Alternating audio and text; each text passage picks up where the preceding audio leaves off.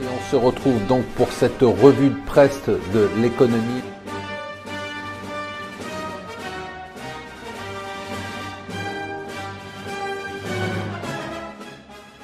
Bonjour et bienvenue sur Mon Financier pour le Morning Zapping. Nous sommes le lundi 1er octobre et on commence par les nouvelles de marché. L'Italie a secoué les marchés vendredi.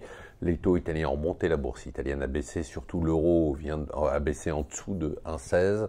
Bon, en cause, vous connaissez l'histoire, ils devaient faire 1,6% de déficit budgétaire, ils font 2,4%.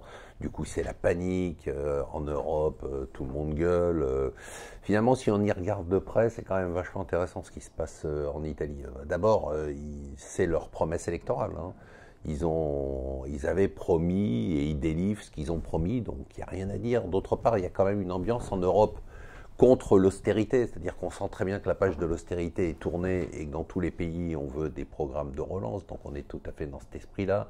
D'autre part, le ministre des Finances italien, lui qui était favorable à un déficit budgétaire à 1,6%, dit à l'Europe, ne vous inquiétez pas, de toute façon, avec une croissance à 1,6% l'année prochaine et 1,7% l'année d'après, ça ira bien pour la dette, même si la dette est de 130%. Donc la réalité, c'est que ce qu'on appelle la crise italienne pourrait ne pas en être une, et que finalement, on est dans une tendance de fond, de retour à des politiques de relance, de retour à des partis populistes qui finalement tiennent leurs promesses. Donc, et c'est peut-être ça le problème, c'est-à-dire que comme elles tiennent leurs promesses, ça pourrait éventuellement marcher cette relance et du coup, ils pourraient être au gouvernement pendant longtemps, ce qui n'est pas souhaitable.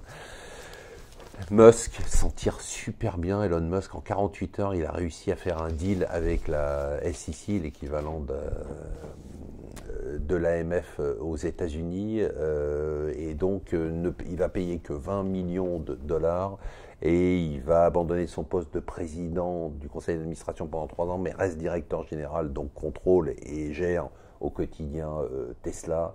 Bon, il s'agit du tweet où il avait dit finalement on va retirer Tesla de la bourse, et puis finalement il ne l'avait pas fait.